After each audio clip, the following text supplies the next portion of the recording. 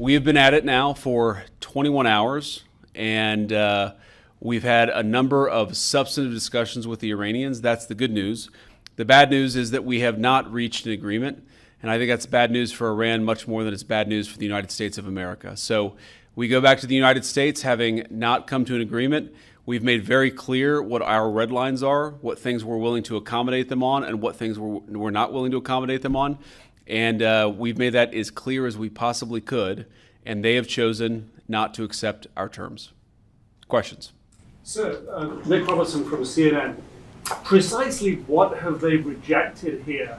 Can you help us understand it a little bit?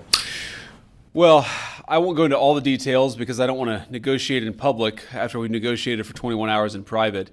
But the simple fact is that we need to see an affirmative commitment that they will not seek a nuclear weapon, and they will not seek the tools that would enable them to quickly achieve a nuclear weapon. That is the core goal of the President of the United States, and that's what we've tried to achieve through these negotiations. Again, their nuclear program, such as it is, the enrichment facilities that they had before, they've been destroyed.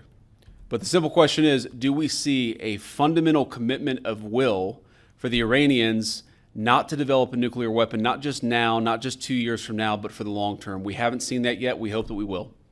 Jen. Was there a framework on anything? And also, did the Iranian frozen assets come up? And did you reach any conclusions on those frozen assets? We talked about all those issues, Jen, and we talked about a number of issues beyond that. And so certainly those things came up. But again, we just could not get to a situation where the Iranians were willing to accept our terms. I think that we were quite flexible. We were quite accommodating. The president told us, you need to come here in good faith and make your best effort to get a deal.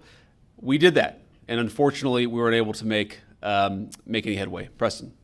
Mr. Vice President, how often did you communicate with President Trump throughout the negotiations? There were reports that there were multiple rounds, where there were breaks in between negotiations. How often did you communicate with the president throughout those rounds, and what was he saying as you were going through these negotiations that you said fell short? Yeah, obviously we were talking to the president consistently. I don't know how many times we talked to him, a half dozen times, a dozen times over the past 21 hours.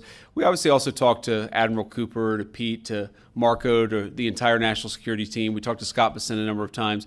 So look, we were constantly in communication with the team because we were negotiating in good faith.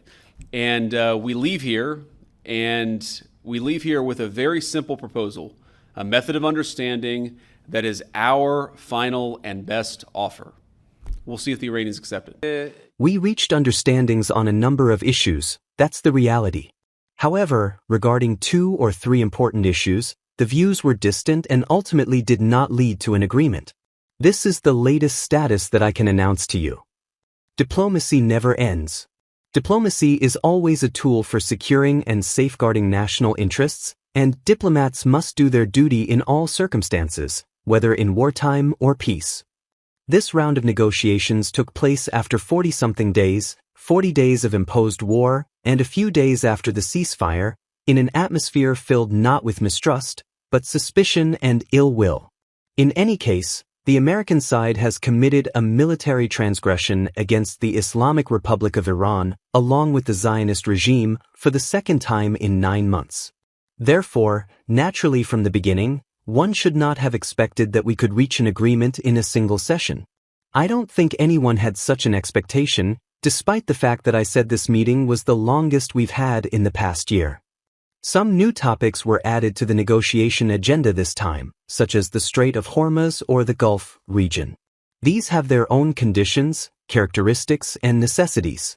But I think that in any case, we must, as diplomats and as the diplomatic apparatus, continue to pursue our national interests under all circumstances, utilizing our various tools to safeguard the security, rights, and interests of the people of Iran. Contacts and consultations between the Islamic Republic of Iran, Pakistan, and other friends in the region will continue. Diplomacy, alongside other components of the government, alongside our good people, and alongside the defenders of the nation, are ready for all kinds of cooperation and sacrifice to safeguard the interests and national security of the country.